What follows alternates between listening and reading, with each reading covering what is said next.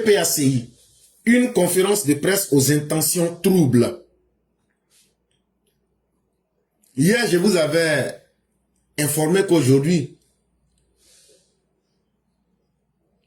j'allais vous parler de Maître Abiba ainsi que de Dano Djedje. Avant-hier, ils ont fait une conférence de presse. Mais ce n'est pas la conférence de presse elle-même qui pose problème. Mais c'est les intentions qu'ils veulent cacher là. C'est ce qu'on doit montrer aux gens clairement pour que tout le monde comprenne là où nous allons et de quoi il est question. À écouter Dano Djedje et Abiba Touré, lors de leur récente conférence de presse, on croirait assister à un cours magistral de prestidigitation politique. L'art de transformer une vérité juridique en fable partisane. Quand ils sont allés faire leur conférence de presse, là, en réalité, ils ont montré qu'ils ne sont pas courageux. Parce que la Cour constitutionnelle, là, une fois qu'elle prend une décision, là, ces décisions sont irrévocables. Ça veut dire que personne ne peut changer. Mais ce qui a été le plus bizarre, c'est que ces personnes qui sont en même temps aussi les caisses de résonance de Laurent Gbagbo, la seule chose qu'on attend, et s'ils étaient dignes là, ils allaient dire, nous rentrons dans une rébellion et nous allons mélanger le pays. C'est ce langage-là qu'on attend d'eux. Ils sont allés se réunir, ils ont pris de leur temps, ils ont pris de leur énergie pour venir essayer de donner des cours de magie. Ils veulent nous faire de la magie politique en voulant transformer une vérité juridique avec des preuves à l'appui que tout le monde a entendu, tout le monde a vu. Eux voulaient nous raconter des contes. Anoumagle, oh, Anoumagle. Anoumagle, oh, Anoumagle. Hey, il y a une très grande différence entre une décision juridique et puis les contes.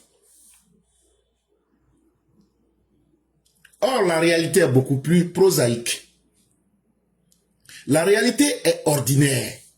Le soleil se lève tous les jours à l'est et se couche à l'ouest. Pour une fois, on a pu voir une cour constitutionnelle motiver ses décisions avec des arguments clairs, des arguments détaillés et des arguments qui ne sont pas basés sur les personnes, mais sur les faits. Et la première chose qu'il faut retenir, c'est que la candidature de Laurent Gbagbo n'a pas été rejetée. La candidature de Laurent Gbagbo n'a pas été rejetée. La candidature de Laurent Gbagbo a été déclarée irrecevable. Et là, malheureusement, pour des gens qui disent que eux sont des avocats d'un certain parti, ou même encore qui voudraient donner une certaine impression que eux ils sont des symboles dans l'opinion publique, mais ne pas être capable, en tant que des juristes et des soi-disant professeurs, ne pas être capable de savoir faire la nuance. Soit c'est eux qui acceptent difficilement le poids de la réalité, ou bien c'est le poids de la mauvaise foi qui les a rendus complètement bêtes. À tel enseigne qu'ils veulent venir se transformer, ils veulent transformer la réalité en conte.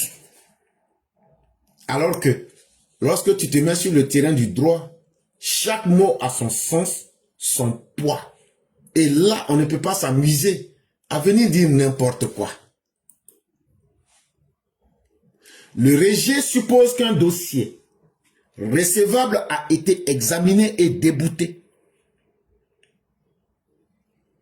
Quand on dit qu'un dossier a été rejeté là, ça veut dire d'abord, il faut que le dossier qui a été rejeté là, ce dossier-là doit avoir les qualités d'être recevable. C'est après examen, quand on vérifie Quand on a reçu, et puis on a vérifié, on a examiné, et puis on a trouvé qu'il y a des points qui ne sont pas clairs là-dedans, là, on peut rejeter. Rejeter ici, c'est débouter. Mais c'est quoi l'irrécevabilité? Ça aussi, c'est très important. Parce que si on parle clairement et qu'on met chaque chose à sa place, ça va permettre de lever les équivoques et la magie politique que les uns et les autres veulent faire pour tromper les gens, ça va permettre de clarifier la situation pour une bonne fois.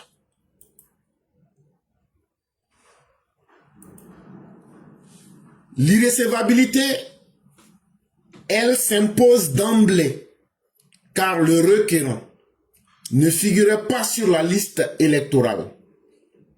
C'est l'équivalent d'un étudiant qui réclamerait la correction d'un examen auquel il ne s'est jamais inscrit. Quand on dit que ton dossier est irrécevable, là, ça veut dire ton dossier, là, ça n'entre même pas dans le circuit d'être traité.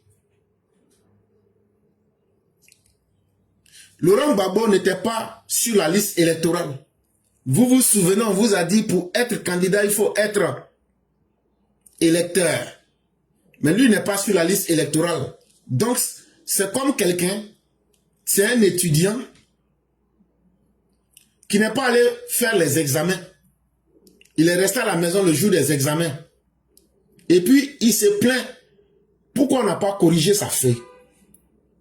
1. Tu n'es pas allé composer. 2. Tu veux que les gens créent une feuille pour toi et que les gens corrigent quoi? Puisque ta feuille d'examen n'a pas été reçue. Parce que tu n'es pas allé composer, tu n'es pas allé écrire le jour de l'examen, tu n'as pas mis quelque chose sur le papier. Pourquoi tu veux que les correcteurs n'ont qu'à inventer un papier et puis ils vont corriger et puis te donner une note? Puisque le document n'a pas été reçu, le document est resté irrécevable. C'est ça, ils ont dit à Laurent Gbagbo à la Cour constitutionnelle. Que ton dossier là n'a pas les qualités que nous demandons pour mettre ça dans les dossiers que nous avons étudiés. Parce que tu ne méritais même pas d'être et tu n'étais pas sur la liste électorale. Et qu'est-ce qu'ils font? Ils utilisent le parrainage comme un faux débat. À force d'agiter le spectre du parrainage, les orateurs espèrent détourner l'attention de cette évidence. Mais la vérité est encore simple. L'exigence du parrainage ne devient pertinente qu'une fois le candidat inscrit sur la liste électorale. Et donc ils font un mélange de genres pour tromper ceux qui veulent être trompés. Mais le problème, nous sommes dans une république et la Cour constitutionnelle a un devoir de sérieux vis-à-vis des Ivoiriens. Ce n'est pas un amusement. Et donc, ils restent dans un problème, ils sautent, ils tombent dans un autre problème en évitant le fond. Ils tombent maintenant dans le parrainage pour créer un faux débat selon eux. Le parrainage en lui-même n'est pas le problème. Et vous n'allez pas utiliser le parrainage pour détourner l'attention. Parce qu'il y a des preuves aussi. La Cour constitutionnelle vous dit que vous aviez produit une multitude de faux numéros de cartes d'électeurs. Des faux numéros de cartes d'identité. Est-ce que vous êtes prêts à accepter qu'on mette cela au grand jour? Mais au lieu même de tomber dans ce débat, mais la vérité est encore plus simple. On ne rentre même pas dans ce débat avec vous. Pour être parrainé là, est-ce qu'on ne vous a pas vu ici, vous, inventer un faux numéro d'électeur pour Laurent Gbagbo? Est-ce que Blaise Lave n'a pas fait ça devant tout le monde? Et vous êtes allé reprendre ce même comportement de tricheur, mais à une échelle grandeur nature. Alors que Laurent Gbagbo n'était pas sur la liste électorale. C'est le PPACI, la vidéo a circulé, tout le monde a vu. Vous avez inventé un faux numéro pour Laurent Gbagbo, un faux numéro d'électeur. On a essayé ça devant tout le monde ici. On a mis dans le système, on a dit voilà, ça sort aucune référence. Mais si vous avez fait ça, que tout le monde a vu ça, et que la madame la sort pour venir dire que vous avez multiplié ce même comportement à une grande échelle. Donc ce n'est plus le parrainage qui pose problème.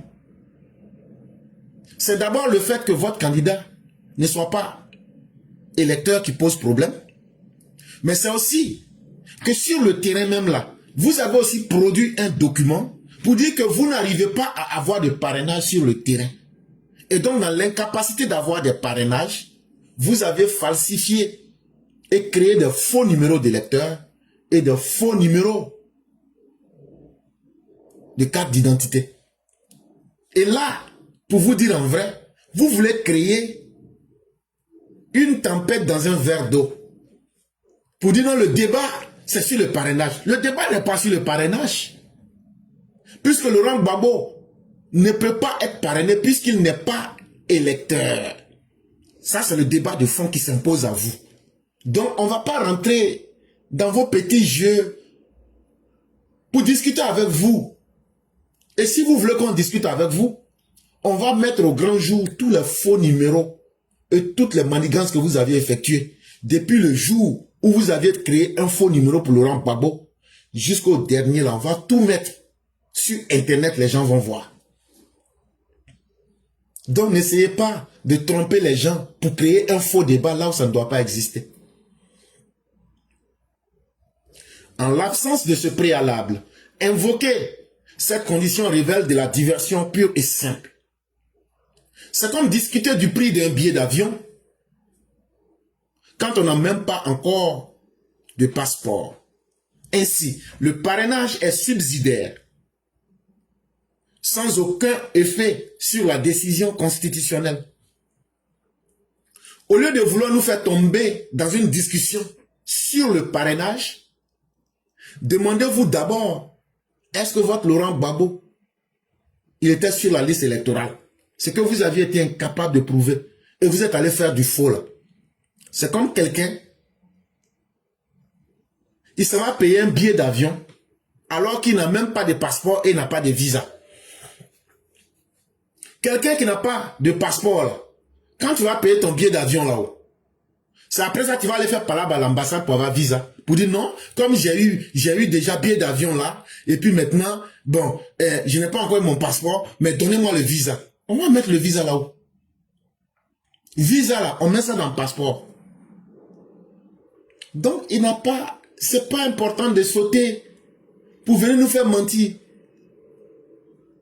Avant de chercher à faire parler pour avoir visa ou un billet d'avion là, il faut faire ton passeport d'abord. Est-ce que ton passeport là, ça te permet? C'est dans ça on va mettre le visa. Toi, tu n'as pas visa, tu n'as pas encore passeport, mais tu t'en vas payer billet d'avion. Et puis tu dis maintenant, comme j'ai payé billet d'avion là, ah, il faut que vous allez me donner passeport. Hein. Aïe. Ce n'est pas le billet d'avion qu'on prend pour constituer un dossier pour avoir un passeport, Laurent Gbagbo. Et comme tu n'as pas le passeport, même si on veut te donner visa là, on va mettre où? On ne peut pas mettre visa dans ta main. Visa là, on ne met pas dans la main. Est-ce que tu comprends ça au moins? Ah, c'est ce comportement là que tu es en train de faire. Tu n'es pas inscrit sur la liste électorale. Tu n'as pas ton passeport. Tu allais faire parrainage. Tu allais payer billet d'avion. Maintenant, tu dis comme tu as fait parrainage là, on n'a qu'à mettre ton nom sur la liste électorale. Donc, on n'a qu'à te donner visa. Bon, visa là, on va mettre ça où? Ton mensonge là, qui va accepter devant l'histoire d'assumer? Toi-même, tu es un vrai garçon. Faut être le vrai garçon que tu es là pour assumer ton mensonge. C'est que le diable qui t'habitait, toi et puis Yaopol Ndré là, ce Satan là, ça va rester entre vous. Mais il n'y a pas quelqu'un qui va prendre ça à votre place. Et le Conseil constitutionnel ne va pas accepter de prendre vos turpitudes à vos places. Avant de dire que tu es en train de parler de parrainage, là encore vous avez fait du faux là. Et avant d'accuser le Conseil constitutionnel, il faut d'abord t'accuser toi-même. Il faut accuser ceux qui sont en train de t'utiliser et que toi-même tu aimes qu'on t'utilise là. Il faut t'accuser toi-même. Mais ce qui fait mal dans l'affaire, et comme nous le disions, c'est que la CEI, malgré elle, a été utilisée comme un concierge. Parce que, il faut le rappeler, le dossier de Laurent Gbagbo n'aurait jamais dû franchir le seuil de la CEI, tout comme les autres cas similaires. En acceptant ce dépôt, la CEI est devenue malgré elle la concierge d'une imposture juridique. Si vous voyez aujourd'hui qu'on est en train de perdre le temps aux Ivoiriens pour expliquer tout ça, c'est parce qu'il y a aussi eu une complaisance de la loi quelque part. Et tous les citoyens qui sont objectifs ont vu cela. Il faudrait que nos dirigeants, nos décideurs et ceux qui font les lois en Côte d'Ivoire évitent ces amalgames-là. Créer des zones de filtrage avant même que la Cour constitutionnelle, qui est une cour très respectable et respectée, ne puisse pas être discréditée. Et pourquoi? Parce que la CEI n'a pas la capacité de décider des dossiers de ceux qui viennent déposer leur candidature. Et en 2025, tout le monde a vu le problème que ça pose. Toute cette discussion qu'on est en train de faire là. Si, dans les capacités de la CEI, elle pouvait décider de vérifier les pièces et elle avait autorité de le faire, tous ces dossiers que vous voyez et tous ces plaisantins que vous voyez là, ils n'allaient jamais pouvoir dépasser parce que les gens allaient leur dire vos dossiers sont incomplets, allez voir ailleurs. On allait avoir des vrais dossiers et ça va amener les candidats à être beaucoup plus sérieux. Malgré que la CEI est devenue une concierge, ça favorisait cette imposture juridique. Et c'est ce qui permet aujourd'hui, ce sont les conséquences qui sont là. À l'avenir, l'autorité devrait voir comment filtrer ces dossiers-là pour éviter de tels événements. Nul besoin d'être constitutionnaliste pour savoir que la candidature d'un non-inscrit ne mérite pas traitement, encore moins transmission. Hey! Quand tes dossiers sont incomplets, quand tes dossiers ne respectent pas les règles, une fois qu'on constate, normalement on ne doit même pas transmettre à la Cour constitutionnelle. Et la Cour constitutionnelle dit que ces dossiers-là sont irrécevables. Ça veut dire on ne traite même pas ces dossiers-là. C'est une perte de temps pour tout le monde. On comprend dès lors l'embarras de la CEI transformé en simple boîte aux illusions politiques. Bon, si c'était pour un peu pimenter les illusions politiques des opposants ivoiriens, en tout cas en 2025, cela a été réussi. Mais est-ce que c'est une bonne chose? Je ne crois pas. Il faut pouvoir mettre frein aux illusionnistes pour leur faire comprendre que nous sommes dans une société organisée. Il faut qu'on gagne en temps et il faut éviter certains comportements. Mais comme le PPACI, ils sont toujours fidèles à leur tradition du mensonge. Et ils utilisent le mensonge comme une propagande et une arme de propagande. C'est là maintenant que Habiba Touré rentre en scène pour venir nous manier la dialectique avec une audace qui confirme l'absurdité. Elle se met dans des arguments. Elle s'emploie à inverser les rôles. C'est ce qui est faux qui doit devenir vrai. Et ce qui est vrai, elle tente par des manœuvres hostiles pour transformer le vrai en faux. Parce qu'elle a un client à défendre. Et hier, j'ai cru entendre quelqu'un dire ici qu'un avocat, c'est quelqu'un qui est un menteur. Peut-être que la personne allait vraiment de façon brute. Mais Habiba Touré est la manifestation concrète de ce que il y a des avocats véreux.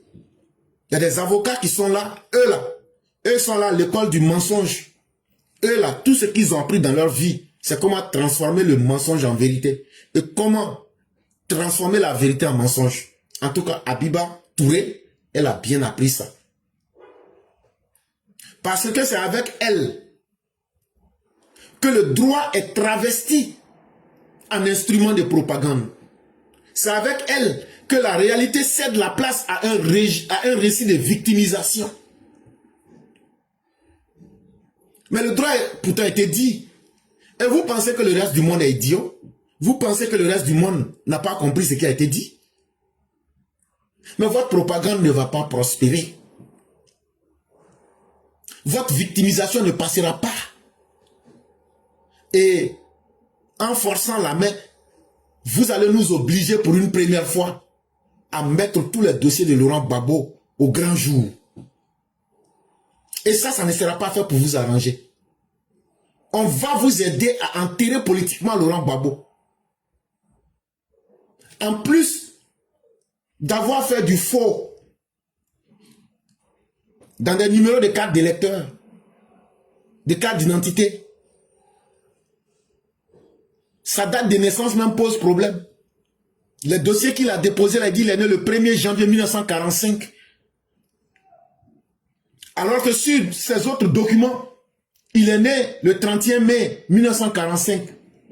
Si vous voulez qu'on mette tout ça dehors, là, on est prêt. Si vous n'avez pas honte, et puis vous n'avez pas peur de la honte, là, c'est pas nous, on va se gêner pour avoir honte à votre place. Si vous continuez là, on va mettre les dossiers de Laurent Gbagbo. Parce que nous, on ne va pas prendre la honte que vous avez, dans laquelle vous vivez là. Nous, on ne va pas prendre ça. On va verser les dossiers là, un à un. Les gens vont voir. Donc là, ce n'est pas vos propagandes et vos mensonges là que vous allez prendre comme un moyen de pression. Les dossiers que vous avez déposés là, ça est là. On peut prendre et puis déposer ça un à un devant le monde entier. Mais on sait qu'en réalité là, ce n'est pas la honte qui est votre problème. Parce que vous là, vous êtes né avant le jour même la honte. C'est le mot honte là, avant qu'on ait créé là. Vous existiez déjà pour représenter le mot honte. Donc ce n'est pas la honte qui vous fait peur. Toujours vous mentez si on vous attrape. Mais votre vraie intention, c'est une logique de conflit programmé. Ça veut dire que vous êtes en train de chercher comment vous allez faire pour que le pays là, ça n'a qu'à se gâter. Mais attendez, moi je vais vous dire, si ce pays là se gâte là, ceux qui ont aujourd'hui la force brute là, c'est l'État. En termes de normes, en termes de nombre, si on dit, on n'a qu'à faire palabre là, ceux qui sont nombreux là, et puis qui sont fâchés là, on les connaît, c'est pas vous. Si vous étiez vraiment beaucoup là, Gbagbo ne devrait pas avoir des difficultés pour avoir les parrainages. Mais là où vous avez été incapable même d'avoir les parrainages, et que le monde entier a vu aujourd'hui que vous êtes minoritaire, vous pensez que vous allez crier, tromper le monde entier, sans encore vous tromper. On vous attend de pied ferme. Au fond, cette mise en scène n'a rien d'anodin. Le PPACI, fidèle à sa logique de résistance continue, ne cherche pas à tirer les leçons du droit, mais à exploiter la frustration de ses partisans. Donc là, vos partisans, là, ils peuvent être frustrés. Mais c'est leur problème. Nous, là, Dieu ne nous a pas créés pour que vous, vos militants, là, nous, on a le devoir de les rendre heureux. De la même manière que vous, là, Dieu ne vous a pas créé pour nous, là, nous rendre heureux, là. C'est comme ça aussi que nous, là, on s'en fout. Que vous soyez frustrés, que vous ne soyez pas contents. Nous, on s'en fout de ça. Ça ne nous intéresse même pas. Dans vos frustrations, là, on dit bien que vaut la colère d'une fourmi en face d'un coq. Vos frustrations de fourmis, là, c'est pour vous-même. Vous pouvez impressionner vos camarades. Mais nous, là, on s'en fout de vous. L'injustice brandie devient un outil de mobilisation. Et derrière la conférence de presse se devinent des stratèges de l'ombre. Vous pensez que nous, on ne vous voit pas? Vous pensez que nous, on ne sait pas ce que vous êtes en train de faire? Vous pensez que les réunions que vous faites là, jusqu'à même seulement prendre la fille, les titulaires, les repérages GPS, pouvez nous dire que maintenant là, c'est qu'on était en train de cacher là, on va faire ça au grand jour. Faites. Attaquez le pays. Vous allez comprendre. Et très peu parmi vous s'en sortiront. C'est ce qu'on est en train de vous dire depuis longtemps. Nous, on est pressés, c'est que vous voulez faire la fête. Est-ce qu'on nous a dit deux choses? Nous, on n'est pas des victimes. Hein? Nous n'allons pas nous victimiser. Mais attaquer le pays. Ceux qui seront victimes là, on va voir ça sera qui. Cette fois-ci là, on va voir cadavres de politiciens dans les rues. Et là, vous allez comprendre que le jeu est terminé. C'est pas menace, c'est pas conseil, c'est information que je vous donne. Parce que être politicien là, c'est pas une immunité pour que tu mettes la vie de 30 millions de personnes en danger. La vie d'aucun politicien n'est plus importante que la vie de 30 millions d'Ivoiriens. Et cette fois-ci là, c'est nous on va mettre vos vies en danger. Vous qui vous dites politicien là, on va se diriger directement là où vous habitez. Cette fois-ci là, c'est vous qui allez dire, c'est vous qui allez servir de leçon aux autres. Alassane Ouattara lui-même là, on ne va pas l'écouter. Et ceux qui seront chanceux là vont se retrouver en prison. Mais ceux qui ne seront pas chanceux là, à bon entendeur, salut. Tout indique une préparation à la tension. Comme si une exclusion légale devait inévitablement se muer en affrontement politique, puis en crise sociale. On a vu ici dans ce même pays en Côte d'Ivoire, ce n'était pas une fois, ce n'était pas deux fois. En 95, ça s'est fait. En 2000, ça s'est fait. En 2010, nous, c'était la perspicacité du docteur président. Vous avez voulu répéter la même chose. Dans ce pays, on a vu des candidats qui remplissaient toutes les conditions. Vous les avez exclus sur la base du faux. Aujourd'hui, on vient vous dire, Laurent Gbagbo a volé à la BCEAO. Les conséquences s'appliquent sur lui. Son casier judiciaire a été frappé. Et aujourd'hui, ça fait qu'il ne peut pas, il est en porte-à-faux avec les lois. Il est en conflit avec la loi comme un microbe. Donc, il ne peut pas être candidat. Les preuves sont là devant tout le monde, c'est clair. Mais vous voulez tromper vos militants pour transformer cela en affrontement. Et c'est vous qui lancez les discours guerriers. On va faire palabre. Hey, celui aussi qui dit on ne veut pas faire palabre là, c'est un lâche. Nous-mêmes là, c'est palabre là, on veut. Vous voulez transformer en crise sociale. Qu'est-ce que vous avez fait pour notre société? Vous avez quel programme de société? Les gens, vous allez créer crise là. C'est que vous allez gâter là. Faites un programme pour dire, quand on va brûler le pays là, voilà ce qu'on va faire après pour vous aider. C'est Ouattara qui a envoyé la guerre. Supposons que c'est Ouattara qui a envoyé la guerre. Mais il a reconstruit. C'est qui l'a gâté là? Il a reconstruit. Supposons que c'est Ouattara qui a envoyé la guerre. C'est qui l'a gâté là? Il a été suffisamment garçon pour reconstruire. Et mieux, il a aussi arrangé ce que vous avez gâté. Mais vous là, aujourd'hui là, pays que vous voulez brûler là, quand on va se battre, le pays là va se gâter, non? Faites un programme de campagne comme Ouattara pour dire, quand nous on va créer notre bafou, et puis on va gâter le pays là, quand on va revenir là, voilà ce qu'on va faire. Donnez cette garantie d'abord à vos militants, que ce que vous allez gâter là, montrez-leur que vous avez les capacités d'arranger comme de la manière Ouattara a arrangé le pays après vous. Là, quand c'est comme ça, là, on va savoir que vous êtes garçon. Mais, on sait que vous ne valez rien. Et c'est pourquoi vous êtes dans une répétition fatale des mêmes choses. Cette fois-ci là, on va vous contrer avec votre violence. Et puis on va retourner ça sur vous là-bas.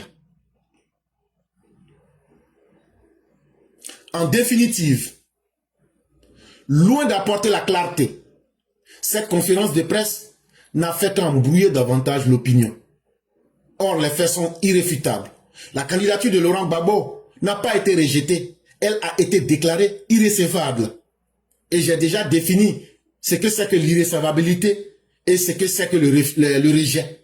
On ne va plus revenir sur ça. C'est clair dans la tête des uns et des autres. Et les raisons étaient clairement évoquées.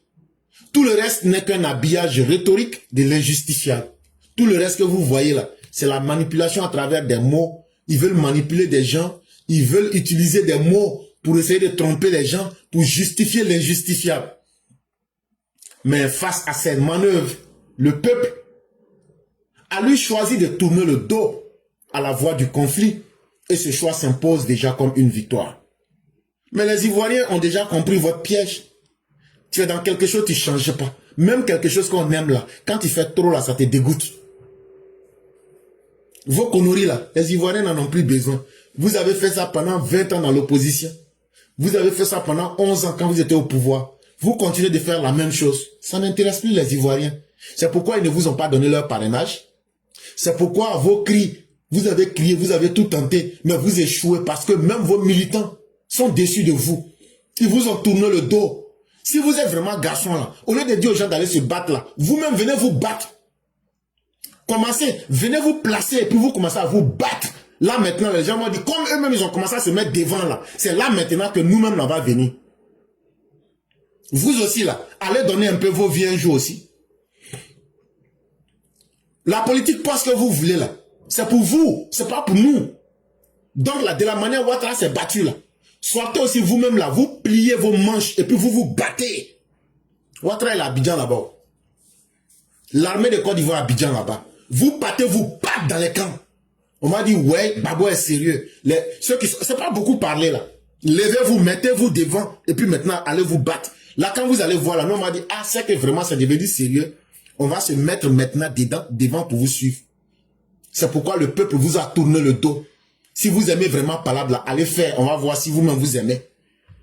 Si vous êtes vraiment garçon là, et que vous avez été incapable d'avoir même 37 000 parrainages, qui va aller se battre pour quelqu'un qui est minoritaire? Toujours dans les mensonges. Le peuple a déjà fait son choix. Et ça, c'est une victoire pour le peuple. D'avoir tourné le dos à des menteurs, à des gens qui sont dans la répétition perpétuelle des mêmes comportements qui ne nous amènent nulle part. Et le peuple a compris cela. Et c'est pourquoi le peuple vous a sanctionné. En vous démontrant que vous n'êtes même pas digne d'avoir le parrainage du peuple. Et c'est ça qui vous fait mal.